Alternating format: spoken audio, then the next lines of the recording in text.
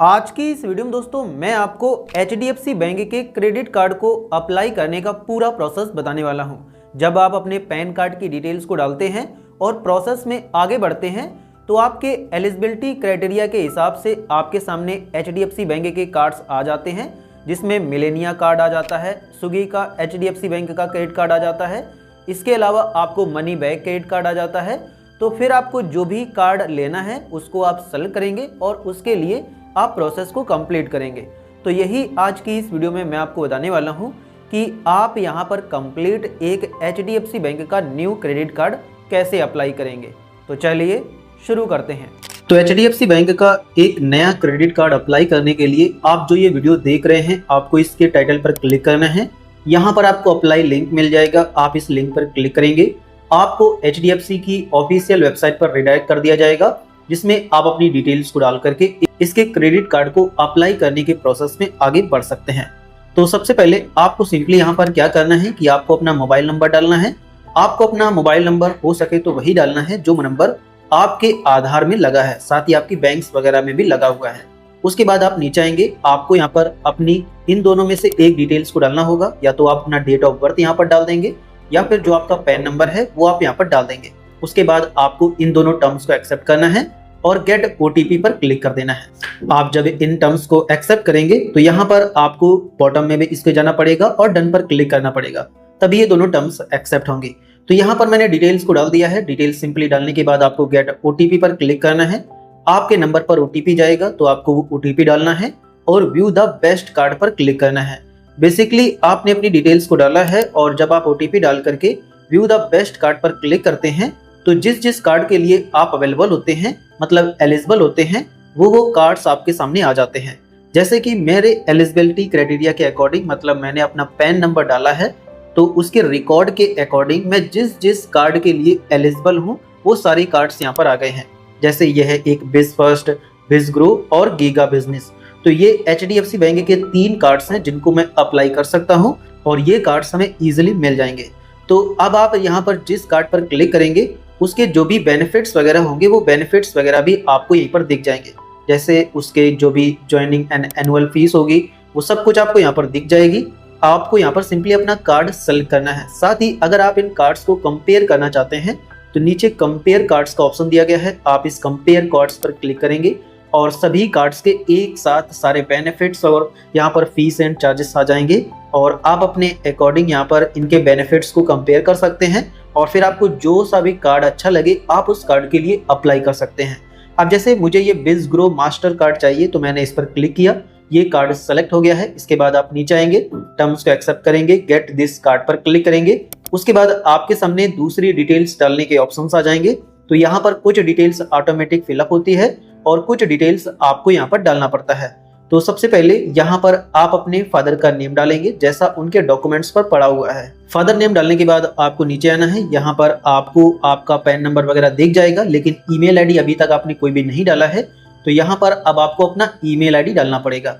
Email ID डालने के बाद जैसे ही आप नीचे आओगे तो यहाँ पर आपको आपका एड्रेस दिख जाएगा। जो भी आपका एड्रेस होगा, जिस एड्रेस पर आपको ये आपका कार्ड भेजा जाएगा, बैंक के द्वारा डिलीवर किया जाएगा, वो एड्रेस आपको यहाँ पर दिख जाता है। और साथ ही अगर आप चाहते हैं कि इसी एड्रेस पर आपका कार्ड भेजा जाए तो आप इसको यहाँ से इनेबल कर देंगे तो फिर इसी एड्रेस पर आपको ये कार्ड भेजा जाएगा। और अगर आप नो पर क्लिक करेंगे तो फिर यहाँ पर आपको नीचे अलग से आपको एक दूसरा एड्रेस डालना पड़ेगा। तो यहाँ पर मैंने अपनी सारी डिटेल्स को डाल दिया है, आप देख सकते हैं जो भी एड्रेस वगैरह है सब कुछ आप देख सकते हैं।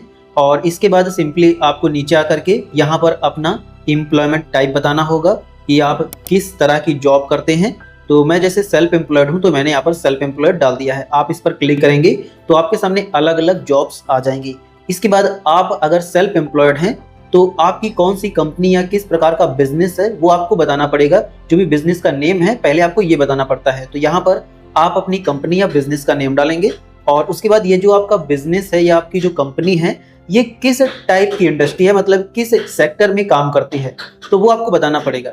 अब ये आप खुद नहीं डाल सकते हैं। जब आप यहाँ पर मतलब कुछ भी टाइप करेंगे तो उसके अकॉर्डिंग जो भी सर्विसेज होती हैं, इंडस्ट्रीज होती हैं, वो उनकी लिस्ट आ जाएगी। तो उन्हीं में से आप कोई एक चूज कर लेंगे। इसके बाद आपको नीचे करके अपना नेचर ऑफ बिजनेस बताना होगा कि आपके बिजनेस का क्या नेचर है। इसमें भी आपको सिंपली अपने जो भी नेचर हो उसके अकॉर्डिंग कुछ वर्ड टाइप करना है, उसी के अकॉर्डिंग लिस्ट आ जाएगी। आप उस लिस्ट में से अपना नेचर ऑफ बिजनेस चूज कर लेंगे। इसके बाद आपको अपनी डेजिग्नेशन बतानी होगी कि आप इस बिजनेस या इस कंपनी में किस पोस्ट पर हैं। तो जैसे मैं फाउंडर हूं, मैं वीडियो बनाता हूं, तो बेसिकली मैंने उसी के अकॉर्डिंग यहाँ पर सारा कुछ डाला हुआ है। तो मैं अपने चैनल का फाउंडर हूं, तो मैंने यहाँ पर वही डाल दिया है। इसके बाद आप नीचे आकर के ये बताएंगे कि are you a politically exposed person, मतलब आपका कोई पॉलिटिक्स से संबंध है या नहीं। तो नहीं है, तो मैंने नो पर क्लिक कर दिया है और आप भी नो पर ही क्लिक करना। इसके बाद आप नीचे आएंगे, टर्म्स को एक्सेप्ट करेंगे एंड सबमिट एंड वेरीफाई पर क्लिक करेंगे। आपकी डिटेल्स को वेरीफाई किया जाएगा। आपके सामने प्रूफ डॉक्यूमेंट्स अपलोड करने का ऑप्शन आएगा, तो इसमें आप अपना पैन कार्ड अपलोड कर सकते हैं। इसमें और कुछ अपलोड नहीं कर सकते हैं, तो सिंपली आप यहाँ पर प्लस के आइकॉन पर क्लिक करके उसको अपलोड कर देंगे। यहाँ पर आपको बताया जाता है कि इसको आपको पीडीएफ, जेपीजी और पीएनजी में अपलोड करना है और इसका मैक्स साइज 2 MB होना चाहिए। तो यहाँ पर प्लस के आइकॉन पर क्लिक करके उसकी पीडीएफ या फोटो को अपलोड कर देंगे। जैसे ही आप उसको अपलोड कर दोगे तो इस प्रकार से आपके सामने अपलोड का बटन आ जाएगा। आप इस पर क्लिक करेंगे, आपकी फोटो अपलोड हो जाएगी। इसके बाद आपको कुछ टर्म्स एंड सर्विसेज को यहाँ पर एक्सेप्ट करना होगा, तो आप इस पर क्लिक करेंगे और सबमिट पर क्लिक करेंगे। उसके बाद आपको सामने इसको वेरीफाई करने का ऑप्शन आ जाएगा।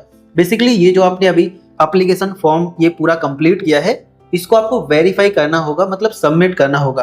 तो उसको सबमिट करने के आपके सामने 3 ऑप्शन आते हैं। बेसिकली मेरा जो HDFC बैंक में बैंक अकाउंट ओपन है, तो उसको इन्होंने फेच कर लिया है और इसीलिए कह रहे हैं कि अगर आप अपने डेबिट कार्ड से भी करना चाहें तो उससे भी कर सकते हैं।